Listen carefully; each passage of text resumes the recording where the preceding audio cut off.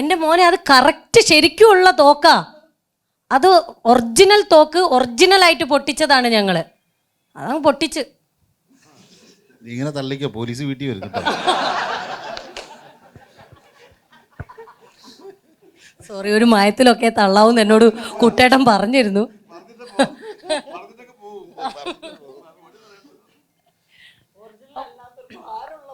അതെ അതെ, ഒരു 5 കിലോ 6 കിലോ ഉണ്ട് ഓരോ തോക്കും. അതിൽ ചെറിയ തോക്ക് ഉപയോഗിച്ചത് ദർശനയാണെന്ന് മാത്രം അല്ലേ? സുരഭിയുടെ എന്നല്ല, ഇങ്ങനെ സ്ത്രീ ക്യാരക്ടേഴ്സ് ഒരു മലയാള സിനിമയിൽ അങ്ങനെ തോക്കെടുത്തിട്ട് ചന്നം പിന്നം വെടിവെക്കുന്നത് കാണാൻ എന്ത് രസാന്നറിയോ? ഞാൻ ചന്നം പിന്നെ വെച്ചിട്ടില്ല. ഞാൻ 3 പേരെ വെച്ചു, 3 പേരെയും ഞാൻ കൊന്നു. ഉറപ്പാണ്. ഞാൻ എൻ്റെ ഉണ്ടകൾ ഒന്നും പാഴായിട്ടില്ല. ഇവ വന്നിട്ട് 30 പുഷപ്പ് എടുക്കും ഷോട്ടിന് മുമ്പ്.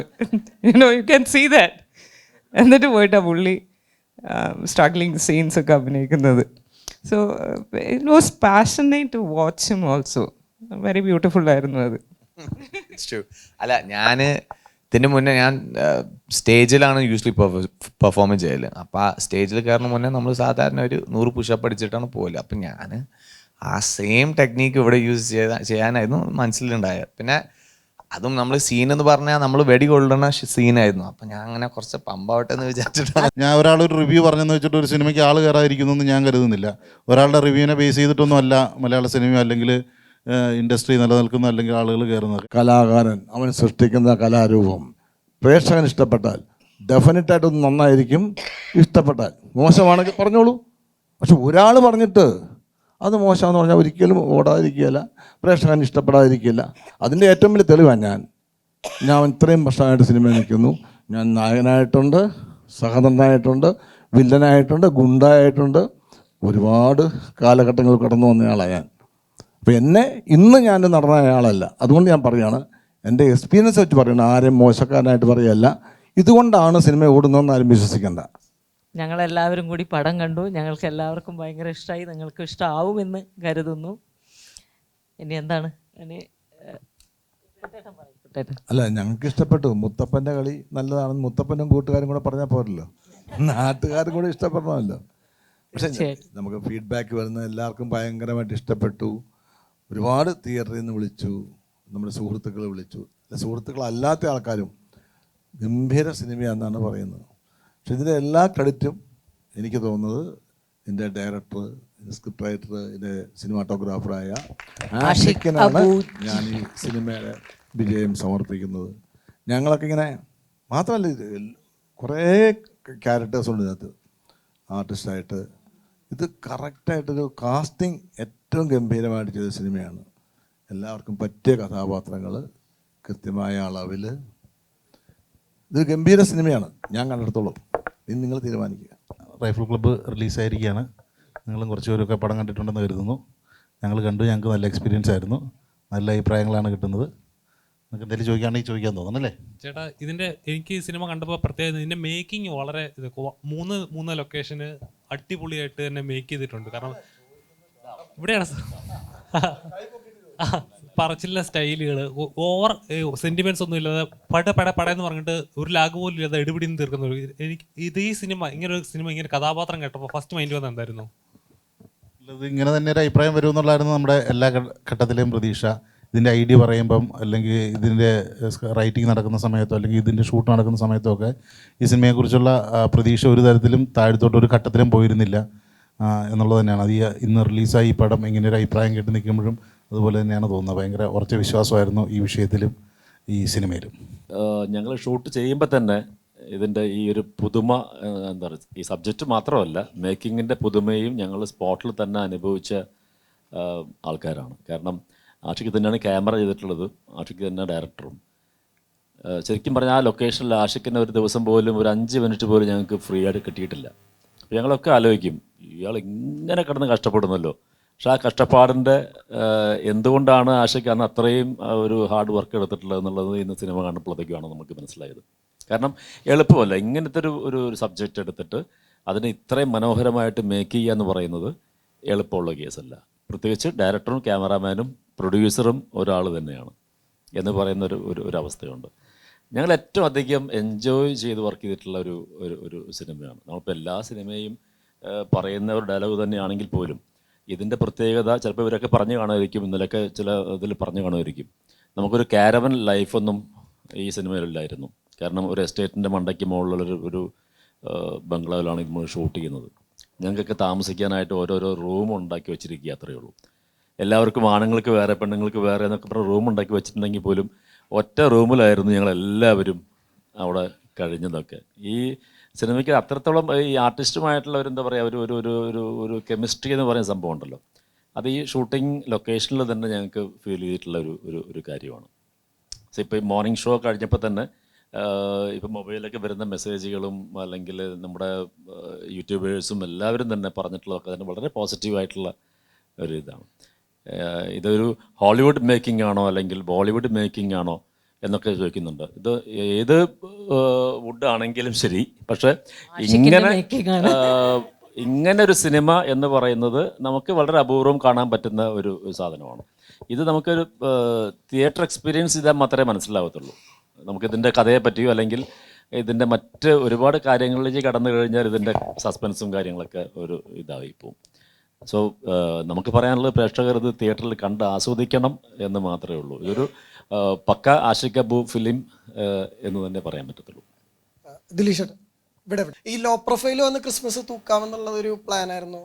പ്ലാൻ്റെ അല്ല, ഇത് കണ്ടന്റിലുള്ള നമ്മുടെ വിശ്വാസം കൊണ്ടാണ് ഫസ്റ്റ് സ്ക്രീനിങ് കഴിഞ്ഞിട്ട് ഒരു പ്രസ് മീറ്റ് വെക്കാമെന്ന് ടീം തീരുമാനിക്കുന്നത്, അല്ലെങ്കിൽ പ്രൊഡക്ഷൻ ഹൗസ് തീരുമാനിക്കുന്നത്. അല്ലെങ്കിൽ നമ്മൾ പടത്തിന് മുമ്പേ പ്രസ് മീറ്റ് വെച്ചാൽ എന്തായാലും എല്ലാവരും സിനിമ കണ്ടു കഴിയുമ്പോൾ അതിനെക്കുറിച്ച് സംസാരിക്കുന്നതാണല്ലോ കുറച്ചുകൂടെ ക്ലാരിറ്റിയിൽ സംസാരിക്കാമല്ലോ. നമ്മൾ മുമ്പേറ് വന്ന് തള്ളേണ്ട കാര്യമില്ലോ, കണ്ടറിയാമല്ലോ എന്നോർത്തത്രേ ഉള്ളൂ. എടുത്തു പറയേണ്ട ഒരു കാര്യം അതിൻ്റെ ഒരു കാസ്റ്റിംഗ് ആണ് കേട്ടോ. അത് സിനിമ കാണുമ്പോൾ മനസ്സിലാവും. അല്ല നമ്മളൊക്കെ ഓൾറെഡി സിനിമകളിൽ അഭിനയിച്ചിട്ടുള്ള ആൾക്കാരാണ്. ആദ്യമായിട്ട് അഭിനയിച്ചിട്ടുള്ള കുറച്ച് ആൾക്കാർ, പ്രത്യേകിച്ച് നമ്മുടെ ഹനുമാൻ കായൻ, നമ്മുടെ സൂരജ്, അതൊക്കെ അതിഗംഭീരമായിട്ടുള്ളൊരു എൻട്രി ഒരു ആദ്യ അനുഭവം തന്നെ എന്ന് പറയാം. കാരണം ഞാൻ ഗംഭീരമായിട്ടുള്ള ഒരു എൻട്രിയും കാര്യം. സെന്ന ഹെഗ്ഡേ, കുറേ ആൾക്കാരുണ്ട് ഇവിടെ. നടേഷ് ഹെഗ്ഡേ,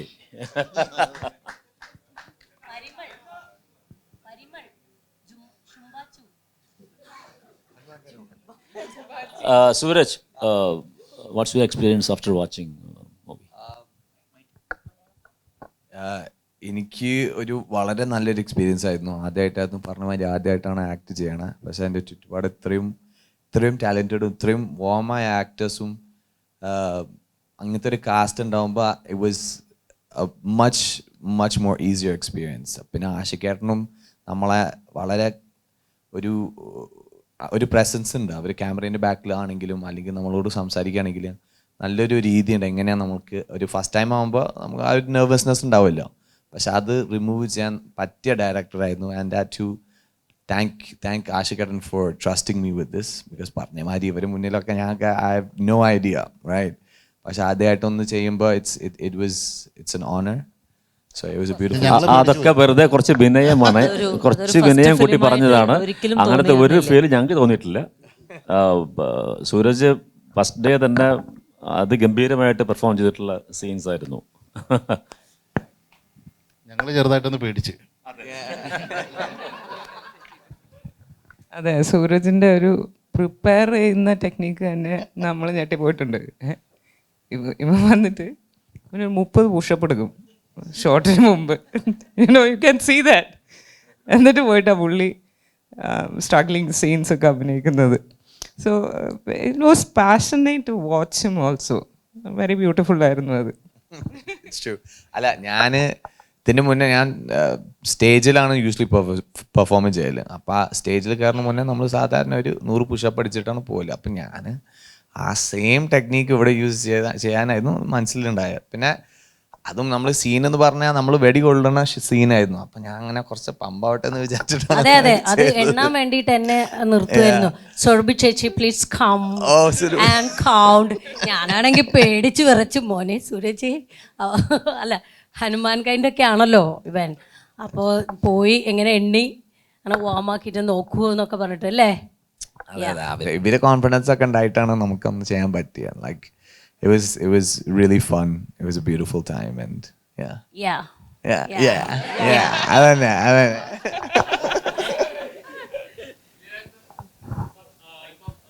krishna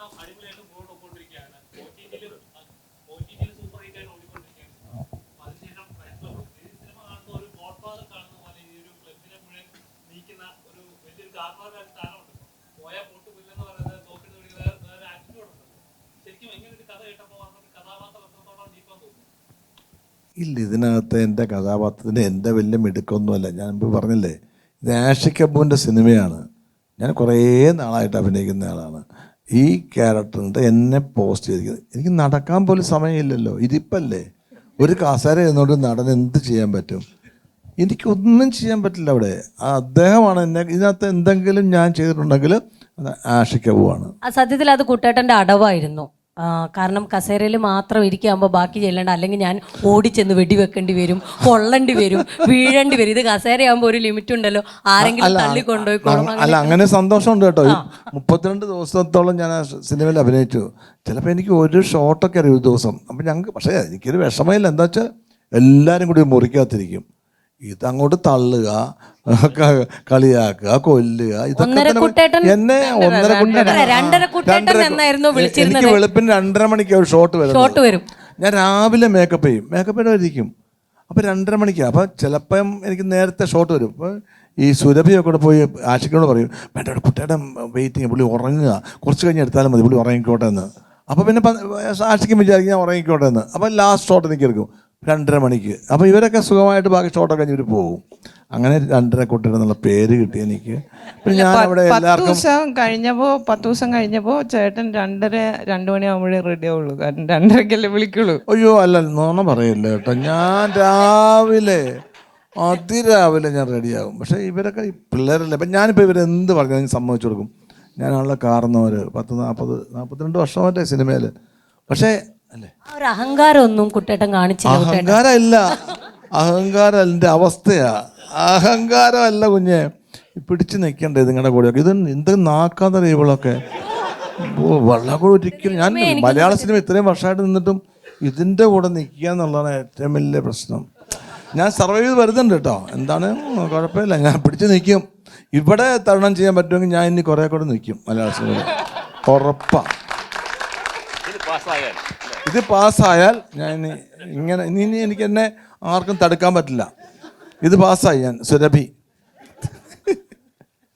ശരിക്കും എൻ്റെ ഒരു തിരിച്ചുവരവായിട്ട് ഈ പടമാണ് ഞാൻ കാണുന്നത്. അപ്പോൾ അത്രയും ഒരു കുറച്ച് ചെറിയ ഡയലോഗ് ഉണ്ടെങ്കിലും അതൊരു മാസ്, എന്താ പറയുക, പഞ്ച് ഡയലോഗായിട്ടാണ് എനിക്ക് തോന്നിയത്. വളരെ ഇഷ്ടമായി എനിക്ക് ആ ഡയലോഗ്. പിന്നെ ആഷിഖ് അബു സംവിധാനം ചെയ്യുന്ന പടമാണല്ലോ, നമ്മൾ പിന്നെ ഒന്നും എല്ലാവരും പറഞ്ഞു തന്നിട്ട് നമ്മൾ അഭിനയിച്ചു എന്നുള്ളൂ. യെസ്. ഇന്ന് മോർണിംഗ് ഷോ കഴിഞ്ഞപ്പോഴത്തേക്കും വന്ന കുറേ കോളുകളിൽ അധികം ആൾക്കാരും പറഞ്ഞ സംഭവമാണ് ഇതിൻ്റെ ഡയലോഗ്സ് എന്ന് പറയുന്നത്. ശ്യാം പുഷ്കരൻ എന്താ പറയുക, നമ്മൾ കാച്ചി കുറുക്കിയെടുത്ത ഡയലോഗ്സ് എന്നൊക്കെ പറയില്ലേ, അല്ല ഒരുപാട് വലിച്ചു പോയ ഡയലോഗ്സും കാര്യങ്ങളൊന്നുമില്ല. പക്ഷെ ഉള്ള ഡയലോഗ്സ് എന്നുള്ള കണ്ടൻറ്റ് ഭയങ്കര രസകരമായിട്ടുള്ള സംഭവമായിരുന്നു. നെക്സ്റ്റ് ദർശന, ഞങ്ങളുടെ സിനിമയുടെ കുഞ്ഞോള്.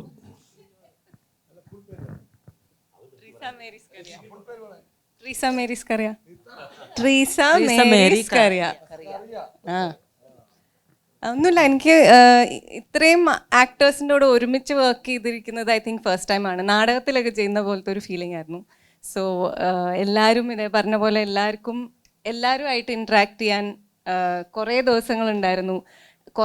കുറച്ച് ഷോട്ട് എടുക്കും, ബാക്കി നേരം നമുക്ക് പല പരിപാടികളായിട്ട് ക്യാബിൻസിൽ ഞങ്ങളെല്ലാവരും ഒരുമിച്ചായിരുന്നു. അപ്പോൾ it was A great time. അപ്പോൾ ഇതിപ്പോൾ തിയേറ്ററിൽ കാണുമ്പോഴും every one has their space and എല്ലാവരുടെയും ഇപ്പോൾ ലൈക്ക് യു സെഡ്, ഇപ്പോൾ women all of us coming together action ചെയ്യുന്നു എന്നുള്ളതിൽ എല്ലാവർക്കും ഭയങ്കര സ്പെസിഫിക് ആയ ഒരു സ്പേസ് ഉള്ള പോലെ എനിക്ക് കണ്ടപ്പോഴും തോന്നി. So I hope everybody feels the same. Thank U.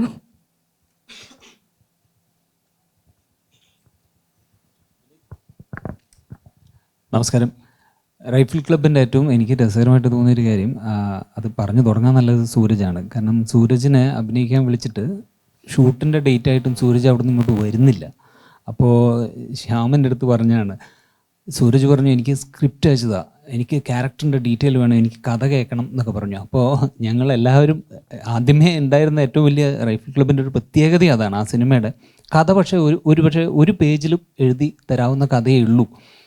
പക്ഷേ ക്യാരക്ടേഴ്സിനെ അത്രമാത്രം ഡീറ്റെയിൽ ചെയ്തിട്ടുള്ള ഒരു സിനിമ അടുത്ത കാലത്തൊന്നും വന്നിട്ടില്ല. Each and every character well defined ആണ്. അത് റൈറ്റിംഗ് പാർട്ടായാലും അതിൻ്റെ മേക്കിംഗ് പാർട്ടായാലും അത്ര പെർഫെക്റ്റ് ആണ്. അപ്പോൾ സൂരജിൻ്റെ അടുത്ത് ശ്യാം അവസാനം ഫോണിൽ വിളിച്ചിട്ട് പറഞ്ഞു, ഇങ്ങോട്ട് കയറി പോകാൻ മച്ചനെ, ഇവിടെ വന്നിട്ട് പിടിക്കാം നമുക്ക്. ആ പിടുത്തമാണ് സിനിമയെ കണ്ടത്. അപ്പോൾ ഇങ്ങനെ ഓരോ ക്യാരക്ടറും ഈ സിനിമയിൽ കൃത്യമായിട്ടുള്ളൊരു ആർക്കുണ്ട്, അവർക്കൊരു ഹൈ പോയിൻ്റ് ഉണ്ട്. അവരെ കൃത്യമായിട്ട് അങ്ങോട്ടും ഇങ്ങോട്ടും, ഇപ്പോൾ ഈ ക്ലബ് മെമ്പേഴ്സ് തന്നെ പരസ്പരം അങ്ങോട്ടും ഇങ്ങോട്ടും ഓരോരുത്തരെ ഊക്കിയിട്ടാണ് തുടങ്ങുന്നത് തന്നെ ഓരോ ക്യാരക്ടേഴ്സിനെ. അത് കഴിഞ്ഞിട്ട് ഓരോ മെമ്പറിനെയും നിങ്ങൾക്ക് കൃത്യമായിട്ട് റെക്കഗ്നൈസ് ചെയ്യാവുന്ന രീതിയിൽ അത് എഴുതപ്പെട്ടിട്ടുണ്ട്. അത് നന്നായിട്ട് ട്രീറ്റ് ചെയ്ത് ഷൂട്ട് ചെയ്തിട്ടുള്ള ഒരു സിനിമയാണ്. അപ്പോൾ ഞാൻ സെറ്റിലേക്ക് പോകുമ്പോൾ ഞാൻ ആഷിഖിൻ്റെ അടുത്ത് ഫസ്റ്റ് പറഞ്ഞൊരു കാര്യം ഇതാണ്, എൻ്റെ ആദ്യത്തെ എക്സൈറ്റ്മെൻറ്റ് എന്ന് പറയുന്ന ഒരു ഡയറക്ടർ തന്നെ, അതും ആഷിഖ് ഇതുവരെ ക്യാമറ ചെയ്ത ഒരു സിനിമ നമ്മൾ കണ്ടിട്ടില്ല. ഇതിനു മുമ്പ് ഒരു സിനിമ ചെയ്തിട്ടുണ്ട് ലവ്ലി, അതിനി റിലീസാവാൻ പോകുന്നേ ഉള്ളൂ. അപ്പോൾ അതെനിക്കൊരു എക്സൈറ്റ്മെൻ്റ് ആയിരുന്നു, എങ്ങനെയായിരിക്കും ആഷിഖ് ചെയ്യുന്നത്. ചിലപ്പോൾ ഒരു ഓപ്പറേറ്റിംഗ് ക്യാമറാമാൻ വെച്ചിട്ടായിരിക്കും ചെയ്യുന്നത്. പക്ഷേ അങ്ങനെയല്ല, ഒരു സിംഗിൾ ഷോട്ട് പോലും വേറൊരു ക്യാമറാമാന് കൊടുക്കുന്നത് ഞാൻ കണ്ടിട്ടില്ല. സെക്കൻഡ് DOP ഉണ്ട്, പക്ഷേ സ്റ്റിൽ ആഷിഖ് എല്ലാം ഷൂട്ട് ചെയ്യുന്നുണ്ടായിരുന്നു. അപ്പോൾ അത്ര രസകരമായിട്ടുള്ള ഒരു സെറ്റും ഒരു വൈബും ഞങ്ങൾക്ക് കിട്ടിയിരുന്നു. അപ്പോൾ ആ എനർജി ഇന്ന് സത്യത്തിൽ തിയേറ്ററിൽ ഇരിക്കുമ്പോൾ ടോട്ടൽ ബ്ലാങ്ക് ആയിരുന്നു.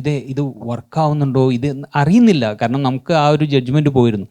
പക്ഷേ പുറത്തിറങ്ങി കഴിഞ്ഞതിന് ശേഷം ഓരോരുത്തർ വിളിക്കുമ്പോഴും തിയേറ്ററിൽ നിന്ന് കിട്ടുന്ന റെസ്പോൺസും അത് ഭയങ്കര ഹൈ ആയിരുന്നു. കാരണം നമ്മളൊരു കഥയല്ല ഈ സിനിമ, ശരിക്കും ഇതിൻ്റെ ഒരു ട്രീറ്റ്മെൻറ്റാണ്. ഈച്ച് ആൻഡ് എവറി ക്യാരക്ടർ ഓരോ പോയിൻറ്റും ഹൈ ആക്കുന്നുണ്ട്. ആ ഹൈ ആക്കുന്നത് പ്രേക്ഷകന് കിട്ടിയാൽ മാത്രം വർക്കാവുന്ന ഒരു സിനിമയാണ്. അത് വർക്കായിട്ടുണ്ടെന്ന് അറിയുന്നതിൽ വളരെ സന്തോഷം. Thank you. ഒരുപാട് സന്തോഷം. ഇങ്ങനെ റൈഫിൾ ക്ലബിൽ ആഷിഖിൻ്റെ ഈ പടത്തിൽ എനിക്കും പാർട്ടിസിപ്പേറ്റ് ചെയ്യാൻ പറ്റിയതിൽ ഒരുപാട് സന്തോഷം. ആഷിഖിൻ്റെ പടങ്ങളൊക്കെ മിക്കവാറും പല ജോണറിലുള്ള പടങ്ങളായിരിക്കും, അല്ലെങ്കിൽ ഒരു കംഫർട്ട് സോണിലൊന്നും കയറി ഇരിക്കുന്ന ഒരു പ്രകൃതമല്ലെന്നാണ് എനിക്ക് തോന്നിയിരിക്കുന്നത് അദ്ദേഹത്തിൻ്റെ ഫിലിമോഗ്രാഫി കണ്ടിട്ട്.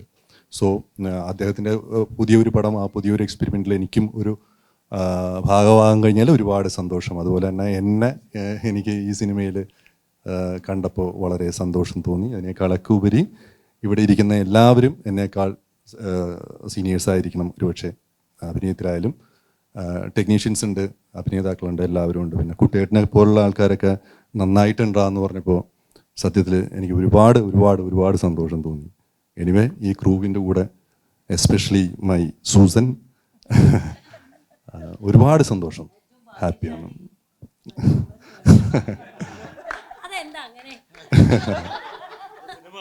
പിന്നെ പലരും വിളിക്കുമ്പോഴൊക്കെ ഇതിൻ്റെ ഹ്യൂമർ നന്നായിട്ട് വർക്കായിട്ടുണ്ട്. ചിരിച്ചു, കൈയടിച്ചു.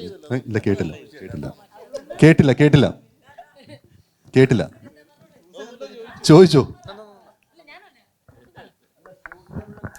അതായത് ഷൂട്ട് ചെയ്തു, പകുതിയുള്ള കാരണം കൊണ്ടാണ് കൂടുതൽ ഭാഗ്യശാലി.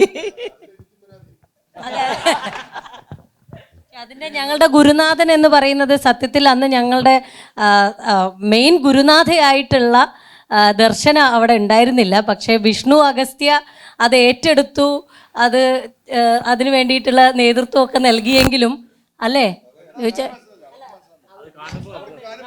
അല്ല, അവർ പടം കണ്ടിട്ടുണ്ടായിരിക്കും അല്ലേ? എന്തായിരുന്നു അത്? അത് ഇല്ലത്തുനിന്ന് ഇറങ്ങുകയും ചെയ്തു, അമ്മാത്തട്ട് എത്തിയതുമില്ല എന്നുള്ളൊരവസ്ഥയായി. അപ്പം അതിൽ സജീവൻ ചേട്ടന് വളരെയധികം വിഷമമുണ്ട്.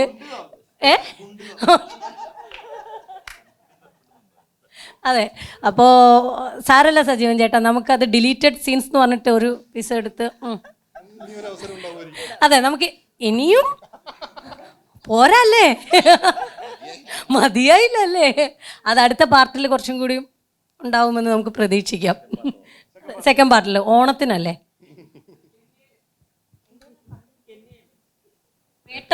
വേട്ടമൃഗം രാപ്പാടി പ്രൊഡക്ഷൻസിൻ്റെ വേട്ടമൃഗത്തിൽ നമുക്കത് കാണാവുന്നതാണ്.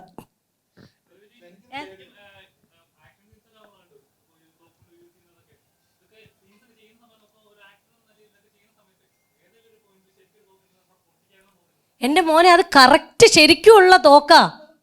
അത് ഒറിജിനൽ തോക്ക്, ഒറിജിനലായിട്ട് പൊട്ടിച്ചതാണ് ഞങ്ങൾ. അതങ്ങ് പൊട്ടിച്ച് ഇങ്ങനെ തള്ളിക്കോ, പോലീസ് വീട്ടിൽ വരും. സോറി, ഒരു മയത്തിലൊക്കെ തള്ളാവൂന്ന് എന്നോട് കുട്ടേട്ടൻ പറഞ്ഞിരുന്നു.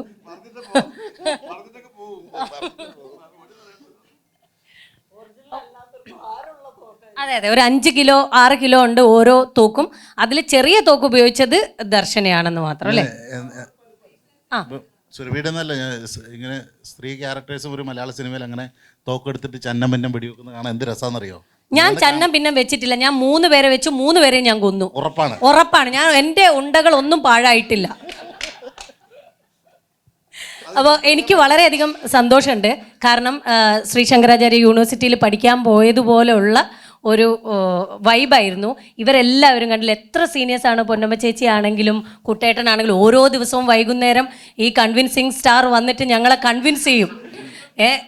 പിന്നെ ദർശനയും അതുപോലെ തന്നെ വിഷ്ണു അഗസ്ത്യയും അദ്ദേഹം കൺവിൻസ് ചെയ്തിട്ടുണ്ടായിരുന്നു. അവസാന ദിവസം നിങ്ങൾ ഏത് പാതിരാത്രിയിലാണെങ്കിലും എന്ത് പ്രശ്നം ഉണ്ടെങ്കിലും അത് രാഷ്ട്രീയമായിക്കോട്ടെ, സിനിമയായിക്കോട്ടെ, പോലീസ് കേസ് ആയിക്കോട്ടെ, ഏത് പാതിരാത്രിയിലും എന്നെ വിളിക്കണമെന്ന്. ദർശന പാവം അത് കേട്ട് വിശ്വസിച്ചു.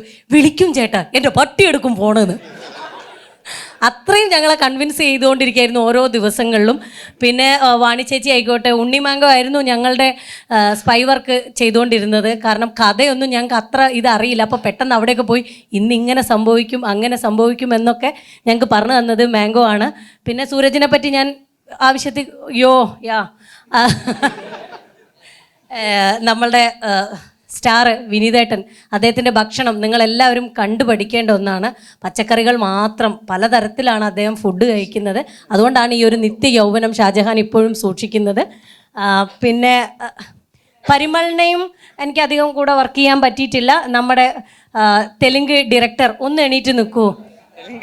സോറി, കന്നഡ ഡയറക്ടർ നടേഷ് ഹെഗ്ഡെ, അദ്ദേഹം ഒരു വില്ലനായിരുന്നു. അദ്ദേഹത്തിന് പക്ഷേ ടുട്ടുമോൻ വെടിവെച്ച് കൊന്നു. ഒരു മിനിറ്റ്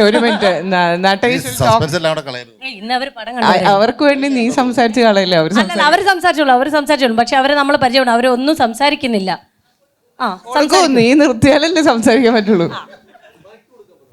മൈക്ക് കൊടുത്തു. ക്ഷണിച്ചതാ. So thank you for having me. Sham said this is the first time in Malayalam film history a snipe shooter is hitting the target. So I'm happy to do that role. And also some of the greatest minds are here. It's privilege to work with them. Thank you. Vishnu Agastya.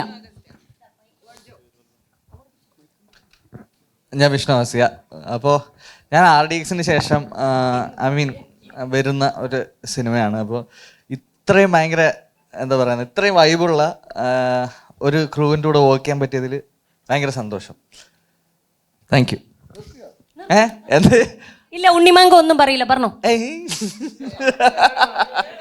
ഇല്ല അല്ല, എന്തെങ്കിലും ചോദിച്ചാൽ പറയാം. എന്തെങ്കിലും വിഷ്ണുവിനോട് ആരെങ്കിലും എന്തെങ്കിലും ഒന്ന് ചോദിക്കോ? ഞാൻ ആദ്യത്തെ ദിവസം, അതായത് നേരത്തെ പറഞ്ഞല്ലോ, അതായത് ഇത് ഈ സിനിമ ഇങ്ങനെ നമ്മൾ അഭിനയിക്കുമ്പോൾ ഇതിങ്ങനെ ആയിരിക്കും, അടുത്ത് ഇങ്ങനെ ആയിരിക്കും എന്നുള്ള സംഭവത്തെക്കാളും കുറച്ചും കൂടെ റൈറ്റർ, ഞാൻ ശ്യാമേട്ടൻ്റെ അടുത്ത് ഫസ്റ്റ് ദിവസം ചെന്നിട്ട് പറഞ്ഞു, ശ്യാമേട്ട എനിക്ക് പേടിയാ, എന്താ പരിപാടികൾ എന്നൊക്കെ ഒന്നുകൂടെ ഒന്ന് പറഞ്ഞില്ലേ. അപ്പം ശ്യാമേട്ട എന്നോട് പറഞ്ഞെന്ന് വെച്ചാൽ, എടാ നീ 50% ഈ ക്യാരക്ടർ ചെയ്താൽ മതി, ബാക്കി 50% ഞാനാണ് ചെയ്യുന്നത്, അപ്പം നമ്മൾ രണ്ടുപേരോടാണ് ഈ ക്യാരക്ടർ ചെയ്യുന്നത്. ഞാൻ പറഞ്ഞു ഓക്കെ സന്തോഷം. അങ്ങനെ എനിക്ക് തോന്നിയെന്ന് വെച്ച് കഴിഞ്ഞാൽ നമുക്ക് ഏകദേശം ഏറ്റവും അവസാനത്തിലേക്കൊക്കെ എത്തുമ്പോഴായിരിക്കും അതിങ്ങനെ നമ്മൾ കണ്ടെത്തി പോവാണ്. നമ്മൾ നേരത്തെ എല്ലാം ഡിസൈഡ് ചെയ്തിട്ട് അങ്ങ് അഭിനയിക്കുന്നതല്ല, ഫിലിം മേക്കറിന് വേണ്ടിയാണ് അഭിനയിക്കുന്നത്. അപ്പോൾ അദ്ദേഹം ഓക്കെ പറയുമ്പോൾ അതിനെ ലീവ് ചെയ്തിട്ട് ഇന്നിപ്പോൾ നിങ്ങളൊക്കെ തിയേറ്ററിൽ നിന്ന് കണ്ട പോലെ ഞാൻ സിനിമ കണ്ടു, എനിക്ക് വർക്കായി. എല്ലാവർക്കും നമസ്കാരം. ഹലോ, നിയാസ്. ഞാൻ ഒരു ക്ലാഷ് ഉണ്ട്. നിയാസ്ക പറയട്ടെ. അല്ല, പൊന്നൂസിന് കുറച്ചധികം പറയാനുണ്ട്. ഞാൻ ഒരുപാട് നാളായിട്ട് ആഗ്രഹിക്കുന്ന ഒരു കാര്യമായിരുന്നു ആഷിഖ് കപൂറിൻ്റെ പടത്തിൽ അഭിനയിക്കണം എന്നുള്ളത്. എനിക്ക് വളരെ സർപ്രൈസിങ് ആയിട്ടാണ് എനിക്ക് കോൾ വന്നു കഴിഞ്ഞപ്പോഴത്തേക്ക് പിന്നെ ഈ ക്യാരക്ടർ പറഞ്ഞപ്പം ഞാനിങ്ങനെ ആലോചിക്കായിരുന്നു എന്തുകൊണ്ട് ഈ ക്യാരക്ടർ ഇങ്ങനെ വന്ന് എന്ന്. ഇതിനകത്ത് മറ്റുള്ള ക്യാരക്ടേഴ്സിൻ്റെ പേര് പറയപ്പോഴാണ് വിനീത് ഞാനും ഇതിൽ ബ്രദേഴ്സാന്ന് പറയുമ്പോഴത്തേക്ക് എനിക്ക് മനസ്സിലായി ഞങ്ങൾ രണ്ടുപേരും ഓൾമോസ്റ്റ് ലുക്ക് അലൈക്ക് എന്നുള്ള രീതിയിൽ ആണ് എന്നെ അതിൽ സെലക്ട് ചെയ്തത്. അതെ. പിന്നെ ഞങ്ങളുടെ ക്യാരക്ടർ എന്ന് പറഞ്ഞാൽ കണ്ണൂർ, കാസർഗോഡ് ആ ഒരു സൈഡിലുള്ള 2 ബ്രദേഴ്സ് എന്നുള്ളൊരു ക്യാരക്ടർ എന്നുള്ള നിലയിൽ എന്നെ എടുക്കുകയും സർപ്രൈസിംഗ്ലി ഞാൻ ഈ ക്യാരക്ടർ ചെയ്യുമ്പം ഞാനതിനകത്തൊരു ഒരു ഒരു ക്യാരക്ടർ ചെയ്യുന്നു എന്നുള്ളത്, പക്ഷേ ഞാൻ മൂവി കണ്ടപ്പം എനിക്ക് മനസ്സിലായി ത്രൂ ഔട്ട് ഇവരുടെ എല്ലാവരുടെയും കൂടെ ആ സിനിമയിൽ എനിക്ക് നല്ലൊരു ക്യാരക്ടർ കിട്ടിയെന്നുള്ളതും ഈ മൂവി ഇത്രയും ഒരു ലെവലിൽ ഇങ്ങനെ ക്ലിക്കായതും ഒക്കെ എവ്രി വൺസ് എഫേർട്ട്, ആക്ടേഴ്സിൻ്റെ എഫേർട്ട് ആൻഡ് മെയിൻലി ഇതിൽ ആഷിഖ് കപൂറിൻ്റെ ക്യാമറയും ആഷിഖ് കപൂർ ഡയറക്റ്റ് ചെയ്ത രീതിയും പിന്നെ ഷ്യാമും മറ്റുള്ളവരൊക്കെ എഴുതിയ ആ സ്ക്രിപ്റ്റിൻ്റെയും ഡയലോഗ്സൊക്കെ സൂപ്പർബായിരിക്കുന്നു. And the results from everywhere is so fantastic. എല്ലാവർക്കും ഈ പടത്തെക്കുറിച്ചൊരു ഹൈ എൻഡ് അഭിപ്രായമാണ്. And we hope it will go beyond the level. And thanks for having us. ഇതിപ്പോൾ നിയാസ് പറഞ്ഞ പോലെ എന്നെ ഈ പടത്തിലോട്ട് ആഷിഖാണ് വിളിക്കുന്നത്. എനിക്ക് വളരെയധികം ആഗ്രഹമുണ്ടായിരുന്നു ആഷിഖിൻ്റെ കൂടെയും ശ്യാം പുഷ്കറിൻ്റെ സ്ക്രിപ്റ്റിലും ദിലീഷ് പോത്തിൻ്റെ കൂടെയൊക്കെ ഒന്ന് അഭിനയിക്കണമെന്നുള്ളത്. അത് എന്തായാലും ഒരു 10-40 ദിവസം ഞങ്ങളെല്ലാം ഒരുമിച്ച് ഒരു കുടുംബം പോലെ ഞങ്ങളവിടെ ഈ പടം പൂർത്തിയായി. വളരെ ത്രില്ലിലായി ഇങ്ങനെ ഇരിക്കുമായിരുന്നു ഈ പടം ഒന്ന് ഇറങ്ങിയിട്ടൊന്ന് കാണാൻ വേണ്ടി. കാരണം ഞാനും ഇങ്ങനെയുള്ള ഒരു വേഷം ഇതിനു മുമ്പുള്ള പടങ്ങളിലൊന്നും ചെയ്തിട്ടില്ല. അപ്പോൾ അതും എനിക്കൊരു വെറൈറ്റി ആയിട്ട് ഫീൽ ചെയ്തു. എന്തായാലും ഞാൻ ആഷിഖിനോടും ആ ക്രൂവിനോടുമാണ് ഒരുപാട് താങ്ക്സ് പറയുന്നത്. ഈ പടം എല്ലാവരും കണ്ടിട്ടില്ലെങ്കിൽ പ്രേക്ഷകരെല്ലാവരും തിയേറ്ററിൽ പോയി പടം കാണണം. ഈ പടം ഒരു വമ്പിച്ച വിജയമാക്കി നിങ്ങളെല്ലാവരും തീർക്കണം. Thank you so much. Ramzan അല്ല സെന്ന ഹെഗ്ഡെ, തിങ്കളാഴ്ച നിശ്ചയത്തിൻ്റെ ഡയറക്ടറായിട്ടുള്ള സെന്ന ഹെഗ്ഡെ.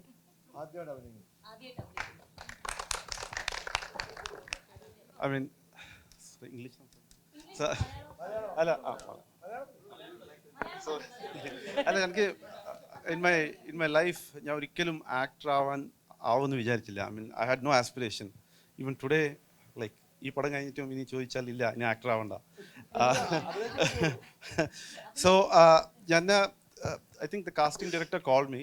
അപ്പോൾ ഞാൻ വിചാരിച്ചു, സാധാരണ എനിക്ക് ഇങ്ങനത്തെ കോൾ വരാറുണ്ട്. എൻ്റെ സിനിമയിൽ ഈ കാസർഗോഡ് ഭാഗത്ത് ഞാൻ most of my movies are based there. So വേറെ ഏതെങ്കിലും നടന്മാരുടെ നമ്പർ വല്ല ചോദിച്ചിട്ട് വിളിച്ചെന്ന് വിചാരിച്ചു ഞാൻ. സോ വെൻ ഹീ സെഡ് ഞാനാണ് ആക്ട് ചെയ്യണമെന്ന് പറയുമ്പോൾ ഞാൻ ഇങ്ങനെ കളിയാക്കി 2-3 ദിവസം വിളിച്ചു പുള്ളി. ഞാൻ താല്പര്യമില്ല എന്ന് പറഞ്ഞു. പിന്നെ ദെൻ ഹി സ്റ്റാർട്ടഡ്. അപ്പോൾ ഇതിൻ്റെ മൊത്തം കാസ്റ്റൊന്നും പറഞ്ഞില്ല, 1-2 ആൾക്കാരുടെ പേര് മാത്രമേ പറഞ്ഞുള്ളൂ. Then he started dropping names. Appulan then that greedy side of my mind started working, you know. So basically I'm here because of greed. You know, because nobody wants to lose an opportunity to work with these names and the bigger names who are not on the stage today. So yeah, I mean, ഞാനൊരു 4 ദിവസത്തേക്ക് വന്നിട്ട് എന്നെ വിളിച്ചത് ഇവിടെ for the shoot. Yeah, so I met, I mean, Vishnu will tell the story better. First ദിവസം വന്നിട്ട് സെനബ്രു ഇതേപോലെ പറഞ്ഞു, ഞാനിവിടെ ഉണ്ടെന്നുള്ള കാര്യം പറയണ്ട, നാളെ ആദ്യത്തെ ഷോട്ട് വെച്ചിട്ട് മിക്കവാറും ഞാൻ മുങ്ങും. അപ്പോൾ അതുകൊണ്ട് ഞാനിവിടെ ഉണ്ടെന്നും ഞാൻ ഈ സിനിമയിൽ അഭിനയിക്കുന്നതും താൻ ആരോടും പറയരുത്. ഞാൻ പറഞ്ഞു ഒരിക്കലും ഇല്ല.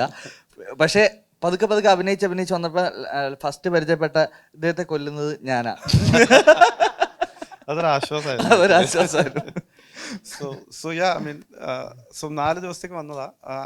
I think I stayed because I was part of the entire family of, I mean, I start with Suraj, then I finish with Kashyap. So and Suraj and me were the first friends. നമ്മൾ അടുത്തടുത്ത room ആയിരുന്നു. So I was so nervous and it was his first time. So I told him take extra 5 push-ups for me. So that gives me extra confidence. So yeah, it's a wonderful opportunity and yeah, I'm really grateful. Thank you. എല്ലാവർക്കും നമസ്കാരം. ഞാൻ കിരൺ പീതാംബരൻ. ഞാൻ ഇതിനകത്ത് rifle ക്ലബ്ബിൽ രാപ്പാടി എന്ന് പറഞ്ഞിട്ട് ഒരു വേഷമാണ് ചെയ്തേക്കുന്നത്. I am so happy to be with all this vibrant team. പിന്നെ കാസ്റ്റിങ്ങിൻ്റെ ഭാഗമായിട്ട് ആദ്യം മിലിന്ദാണ് വിളിക്കുന്നത്, മിലിന്ദും ബിബിനും കൂടെ. എനിക്ക് തോന്നുന്നു പടം തുടങ്ങുന്നതിൻ്റെ 2-3 മാസം മുമ്പ് വിളിച്ചിട്ടുണ്ടായിരുന്നു. അപ്പോൾ വല്ലപ്പോഴുമൊക്കെയാണ് ഇതുപോലെ എന്തെങ്കിലുമൊക്കെ ഒരു വെറൈറ്റി ആയിട്ടൊക്കെ ചെയ്യാനായിട്ടൊരു ഓപ്ഷൻ, ഒരു സാഹചര്യം കിട്ടുന്നത്. So very grateful. പടം നല്ല അഭിപ്രായം വരുന്നുണ്ട്. ഒരുപാട് പേര് വിളിക്കുകയും മെസ്സേജ് അയക്കുന്നുണ്ട്. ഈ ക്രിസ്മസിന് ഒരു വമ്പിച്ച വിജയമാവട്ടെ. പടം ആൾക്കാർ മനസ്സിലായിട്ടെ. Thank you.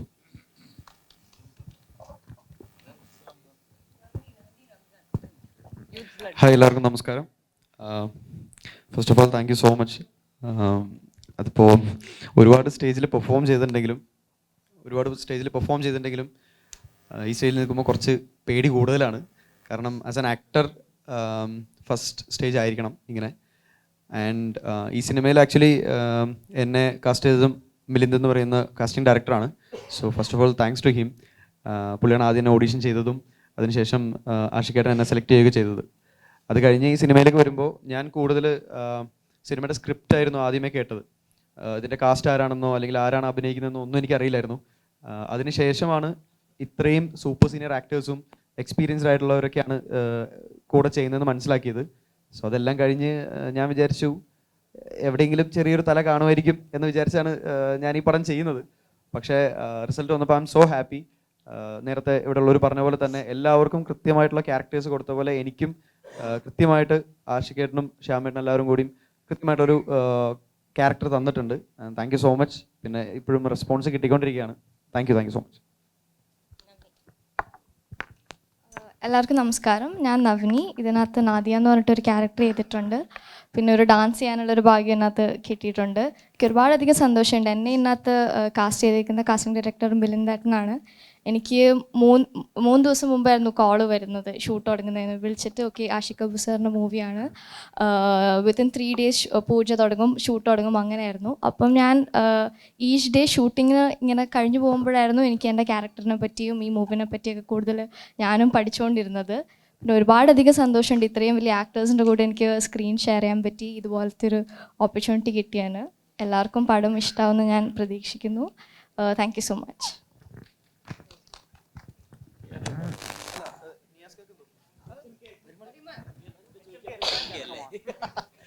പിടിക്കപ്പെട്ടു. എൻ്റെ പേര് പരിമൽ. ബിച്ചു എന്ന് പറഞ്ഞ ക്യാരക്ടറാണ് ഞാൻ ചെയ്തത് പടത്തിൽ. എല്ലാവരും പറഞ്ഞ പോലെ ഇത്രയും പേരുടെ കൂടെ വർക്ക് ചെയ്യാനും ഇങ്ങനത്തെ ഒരു മൂവീൻ്റെ ഭാഗമാകാൻ പറ്റിയതിലും വളരെ സന്തോഷം. ആഷിക്കേട്ടനും ശ്യാമേട്ടനും ഫുൾ സപ്പോർട്ട് തന്നതുകൊണ്ടാണ് ഇത്രയും ചെയ്യാൻ പറ്റിയത്. ബിക്കോസ് ഇത് എൻ്റെയും ഫസ്റ്റ് ടൈമാണ്. Thank you so much for having me. ഇത്രയും പേരുടെ കൂടെ വർക്ക് ചെയ്യാൻ പറ്റിയതിൽ വളരെ സന്തോഷം. Film happened because of it. HMK. ഇവിടെ എല്ലാവരും പറഞ്ഞപ്പോൾ ഒരു കാര്യം, ഞങ്ങൾ ഈ കാട്ടിൽ പോയൊരു ഇതുണ്ട്. പുഷ്പ മൂവി ഷൂട്ട് ചെയ്ത ഫോറസ്റ്റിലാണ് ഞങ്ങൾ ഹണ്ടിങ്ങിന് പോകുന്ന സീൻ എടുത്തിരിക്കുന്നത്. അതൊരു ഡിഫറെൻറ്റ് എക്സ്പീരിയൻസ് ആയിരുന്നു. ഞങ്ങളൊരു എനിക്കൊന്ന് കുറഞ്ഞൊരു ഓൾമോസ്റ്റ് ഒരു 4-5 days ഉണ്ടായിരുന്നു അവിടെ, 3 or 4 days. പക്ഷേ ദാറ്റ് വാസ് ഓസം എന്ന് പറഞ്ഞാൽ പോയവർക്കൊക്കെ അറിയാം. അവിടെ ഞങ്ങൾ പോയി താമസിച്ചതും കടുവയൊക്കെ ഉണ്ടായിരുന്നു.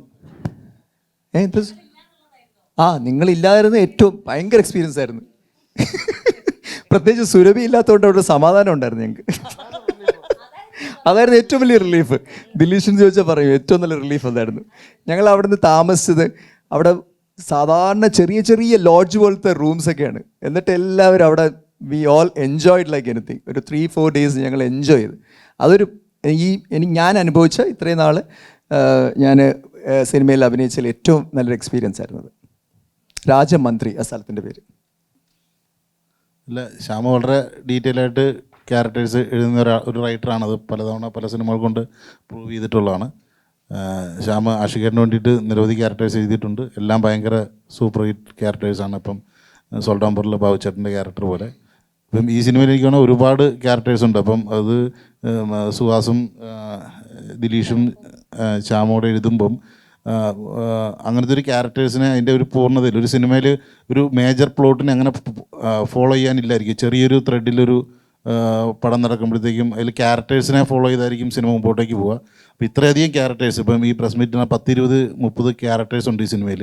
അത്രയും ക്യാരക്ടേഴ്സിനെ എല്ലാവരെയും ഒരു 2 മണിക്കൂറിനുള്ളിൽ കിട്ടുക, അതിനെ കൃത്യമായിട്ട് ഫോളോ ചെയ്യാൻ പറ്റുക എന്നുള്ളത് അങ്ങനത്തെ ഒരു റൈറ്റിംഗ് ഭയങ്കര ആവശ്യമാണ്. അത് വിജയിച്ചിട്ടുണ്ടെന്നാണ് ഞാൻ കരുതുന്നത്. ആഷിഖേട്ടൻ അത് ഭയങ്കര രസമായിട്ട് ആ ക്യാരക്ടേഴ്സിനെ ഫ്രെയിമിലേക്ക് ആക്കിയിട്ടുണ്ട്. എക്സലൻ്റ് ആണ് അങ്ങനെ നോക്കുമ്പോൾ. അല്ല, സ്ക്രിപ്റ്റ് ഓൾറെഡി എഴുതിയിട്ടുണ്ടാവും ഉറപ്പായിട്ട്. അത് കുറേ നാളിരുന്ന് അവർ വർക്ക് ചെയ്തിട്ടുണ്ട്.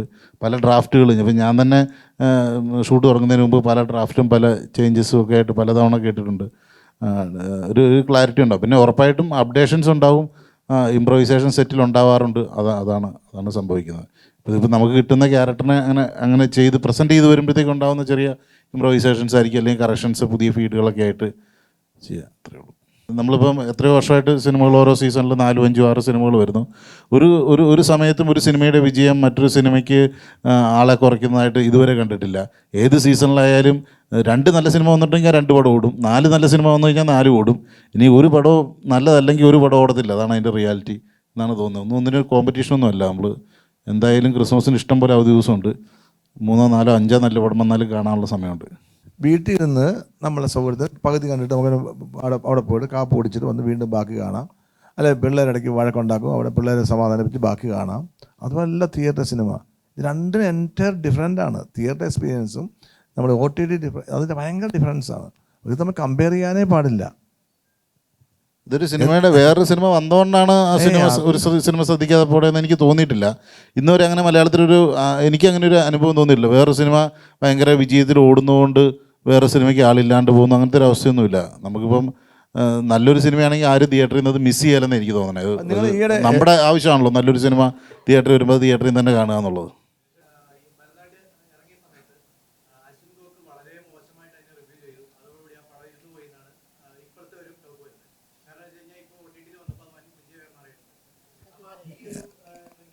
ഞാനതിനെ അങ്ങനെ കാണുന്നില്ല. എൻ്റെ അഭിപ്രായം അതല്ല. ഞാൻ ഒരാളൊരു റിവ്യൂ പറഞ്ഞെന്ന് വെച്ചിട്ട് ഒരു സിനിമയ്ക്ക് ആൾ കയറാതിരിക്കുന്നു ഞാൻ കരുതുന്നില്ല.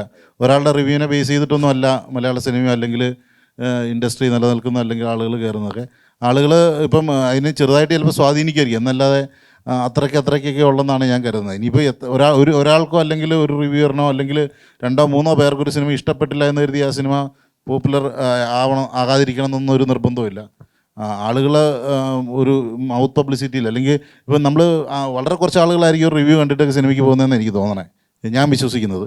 അധികം പേര് നമുക്ക് അടുത്തറിയാവുന്ന ഒരാളുടെ ഒരു പേഴ്സണലി അറിയാവുന്ന ഒരാൾ നമ്മുടെ ഒരു സുഹൃത്ത് ഒരു പടം കണ്ടിട്ട് അയാൾ പറയുന്ന ഫീഡ്ബാക്കിനെ അടിസ്ഥാനമാക്കിയാണ് കൂടുതൽ ആളുകളും പോകുന്നതെന്നാണ് സിനിമ കാണാൻ തീരുമാനിക്കപ്പെടുന്നതെന്നാണ് ഞാൻ വിശ്വസിക്കുന്നത്. റിവ്യൂ അല്ലെങ്കിൽ ഒരാളൊരു സിനിമയെക്കുറിച്ച് നല്ലത് പറഞ്ഞെന്ന് വെച്ചിട്ട് ആരും കാണാനും പോകത്തില്ല. അല്ല, തീരെ ചെറിയ സ്വാധീനം ഉണ്ടാകുമായിരിക്കും എന്നേ ഉള്ളൂ. അല്ലാണ്ട് ഒരു മികച്ച സിനിമയെ ഇല്ലാണ്ടാക്കാൻ ഒരു റിവ്യൂവിനൊന്നും പറ്റില്ല. ഒരാളൊരു റിവ്യൂ പറഞ്ഞെന്ന് വെച്ചിട്ട് ഒരു മികച്ച സിനിമയെ ഇല്ലാണ്ടാക്കാൻ പറ്റില്ല എന്ന് ഞാൻ ഉറച്ചു വിശ്വസിക്കുന്നു. അതേപോലെ ഒരു മോശം സിനിമേനെ ഒരാൾ 4 പേര് നല്ലത് പറഞ്ഞെന്ന് വെച്ചിട്ട് നന്നാക്കാനും പറ്റില്ല. ആൾക്കാർ അത്ര പൊട്ടന്മാരൊന്നും അല്ല പ്രേക്ഷകർ.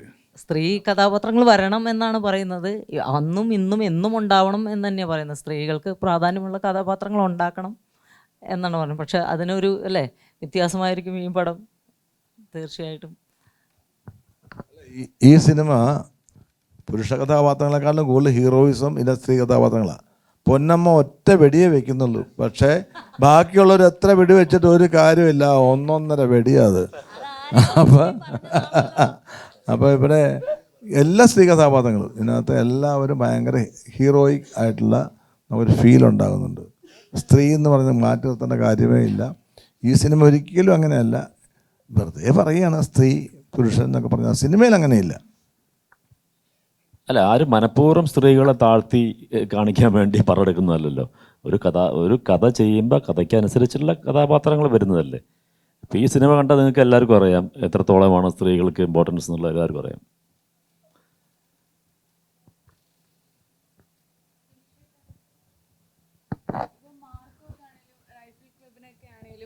പ്രൊമോഷൻ അധികം കുറവായിരുന്നു. ഇപ്പോൾ ആദ്യത്തെയൊക്കെ ട്രെൻഡ് എന്ന് പറഞ്ഞാൽ എല്ലാ സിനിമകൾക്കും വലിയ ഹൈപ്പ് കൊടുത്ത് ജനങ്ങളിലേക്ക് എത്തിച്ച് എല്ലാവരും ഇപ്പോൾ പുഷ്പയാലും അങ്ങനെ ഒരുപാട് മൂവിയാലും ആൾക്കാരിലേക്ക് അധികമായിട്ട് പ്രതീക്ഷകളുടെ അമിത ഭാരം അടിച്ചേൽപ്പിക്കുക ഇങ്ങനെ ഒരുപാട് പ്രൊമോഷനൊക്കെ ഉണ്ടാവും.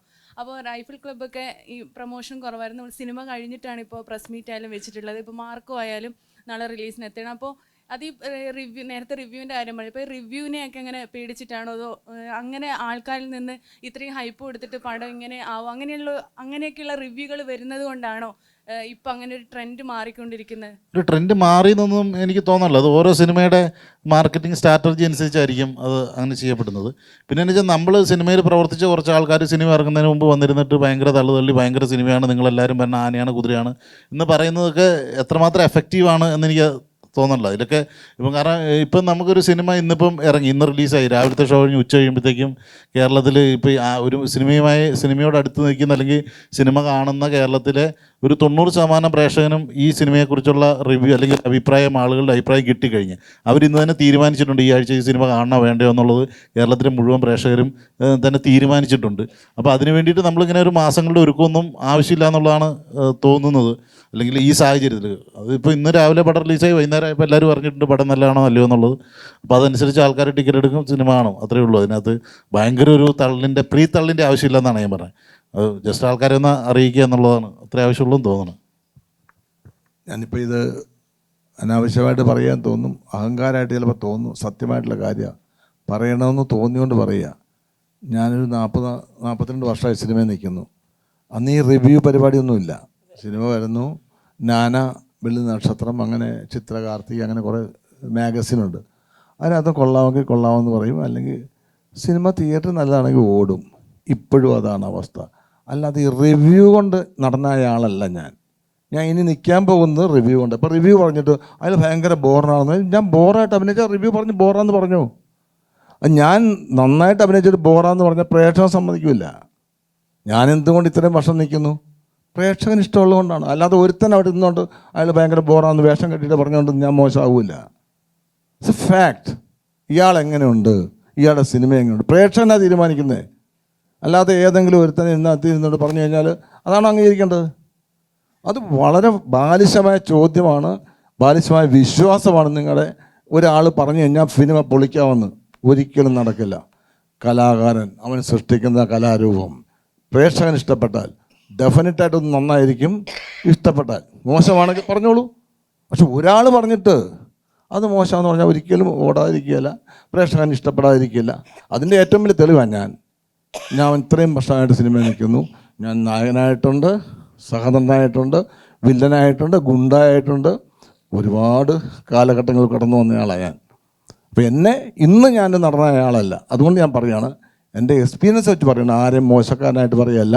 ഇതുകൊണ്ടാണ് സിനിമ ഓടുന്നതെന്ന് ആരും വിശ്വസിക്കേണ്ട. നല്ലത് പറഞ്ഞാൽ നല്ലതാണ്, അത് കുറച്ചും കൂടെ ഭംഗിയായിട്ട് ചെയ്യുന്നതാണ് ഭംഗി എല്ലാവർക്കും. അല്ലാതെ ആരെയും മോശക്കാരനായിട്ട് പറഞ്ഞത് എന്ത് കാര്യം? പിന്നെ വ്യൂവേഴ്സ് കുറേ ഉണ്ടാകുമായിരിക്കും, അതിനുവേണ്ടി പറയുന്നതായിരിക്കാം. പക്ഷേ നല്ല സിനിമയെപ്പറ്റി നല്ല വിമർശനങ്ങൾ ഉണ്ടാകുന്നതാണ് പറയുന്ന ആളിന് നല്ലത്, പ്രേക്ഷകനും നല്ലത്, സമൂഹത്തിന് നല്ലത്. ഞാൻ ഞെട്ടിക്കുന്നൊന്നുമില്ല, പ്ലീസ് അങ്ങനെയൊന്നും പറയാം. ഓരോ കഥാപാത്രം നല്ലത് വന്നാൽ ഞാൻ ചെയ്യുന്നു. ചിലപ്പം എന്നെക്കൊണ്ട് നല്ലതായിട്ട് ചെയ്യാൻ പറ്റും, എനിക്ക് ചെയ്യാൻ പറ്റുന്ന. ഇപ്പം എന്നെ ഇതിനകത്ത് ആഷിക്കപ്പ് വിളിച്ചു. എൻ്റെ സത്യം പറയാം, എനിക്കൊരിക്കലും പറ്റാത്ത പരിപാടി ഈ പ്രണയരംഗം. എനിക്ക് അറിയാൻ മേല കേട്ടോ, സത്യം. എനിക്ക് എൻ്റെ പ്രണയം ഇങ്ങനെ അല്ലല്ലോ, എനിക്ക് പ്രണയമുണ്ടോ? എൻ്റെ നിന്നോടുള്ള പ്രണയം അത് വേറെ, അത് വേറെ, അത് ഞാൻ പുറത്ത് പറയാൻ കൊള്ളൂല. അപ്പോൾ കുട്ടേട്ടാ നേരത്തെ സൂരജിന്റെ കാര്യം പറഞ്ഞ പോലെ വിനയം. അപ്പോൾ എൻ്റെ പ്രണയം അത് എനിക്ക് അറിയില്ല. ശരിക്കും പറഞ്ഞാൽ എന്നെ ആദ്യം ഒരു കാമുകനായിട്ട് സിനിമയിൽ അവതരിപ്പിച്ചത് ആഷിക് കപൂറാണ്. സോൾട്ട് ആൻഡ് പെപ്പർ എന്ന സിനിമയിൽ എന്തൊരു വലിയ കാമുകനാണ്. ഇപ്പം കണ്ട പ്രേക്ഷകർ പറഞ്ഞത് ലാല്, ശ്വേത, ആസിഫ് അലി, അവരുടെ പ്രണയമൊക്കെ ഉണ്ട്. പക്ഷേ എൻ്റെ പ്രണയം, എൻ്റെ കാമുകയെ കാണിക്കുന്ന പോലില്ല.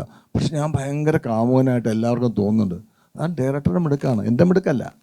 അപ്പം അങ്ങനെ എന്നെ നല്ലൊരു ക്യാരക്ടറായിട്ട് എന്നെ ഇത്രയും നാൾ നിലനിർത്തിക്കൊണ്ട് ഇവിടുത്തെ ഡയറക്ടേഴ്സാണ്, ഇവിടുത്തെ പ്രൊഡ്യൂസേഴ്സാണ്, ഇവിടുത്തെ പ്രേക്ഷകരാണ്. അല്ലാതെ ഈ ഞാൻ പറഞ്ഞ മനസ്സിലായില്ലേ, ഒരാൾ പറഞ്ഞുകൊണ്ട് അങ്ങനെ ആവില്ല സിനിമ. പിന്നെ തൽക്കാലം ഒരു ചില കാര്യങ്ങളൊക്കെ നടക്കുമായിരിക്കും.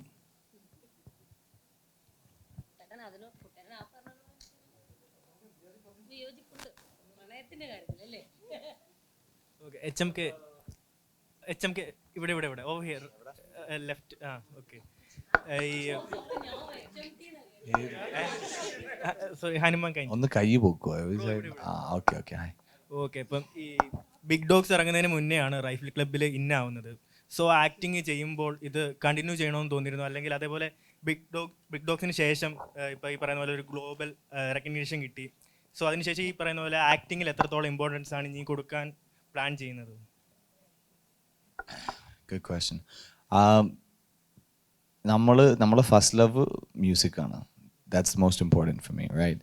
അതും ഞാൻ ഈ പ്രോജക്റ്റ് ചെയ്യണ മുന്നേ തന്നെ അത് ആശയ്ക്കാരനോട് പറഞ്ഞതായിരുന്നു. This is something that is important to me. പക്ഷേ ഈ ഒരു എക്സ്പീരിയൻസ് ഉണ്ടായതുകൊണ്ട് I was able to see എങ്ങനെയുണ്ട് and how much I actually enjoyed it, right?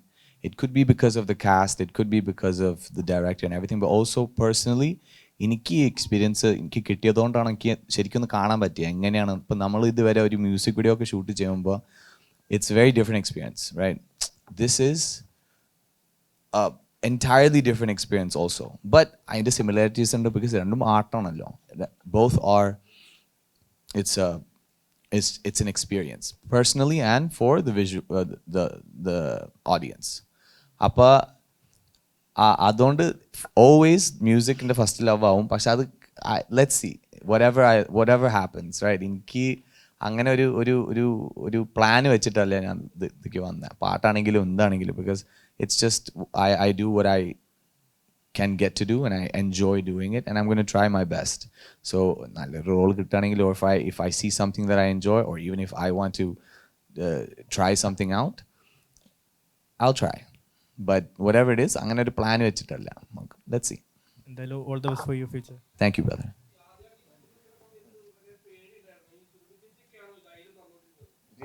Actually പേടി കൊണ്ടുവന്നത് ഈ സൈഡിൽ നിന്നാണ്. No, jokes aside, actually ധൈര്യം തന്നത് എല്ലാവരും, സുരഭിച്ചേറ്റി നന്നായിട്ട് തന്നു, എല്ലാവരും തന്നു. ബിക്കോസ് അങ്ങനത്തെ ഒരു എൻവയറമെന്റ് ഉണ്ട്. ഇറ്റ്സ് ലൈക്ക്, ബിക്കോസ് ഇപ്പം എല്ലാവരും ഇവിടെ കാണുന്നുണ്ടല്ലോ, എല്ലാവരും like everyone's like family, everyone's joking and having a good time. And നമ്മൾ ഇത്ര എക്സ്പീരിയൻസ്ഡ് ആയ ആക്ടേഴ്സിൻ്റെ അടുത്ത് വരുമ്പോൾ നമുക്കും ഒരു ഡൗട്ട് ഉണ്ടാവുമല്ലോ, how would it go, how would they be. But instantly അവരോട് സംസാരിക്കാൻ തുടങ്ങിയാൽ എല്ലാവരും, everyone is so nice and so warm, and it was really good. Yeah. So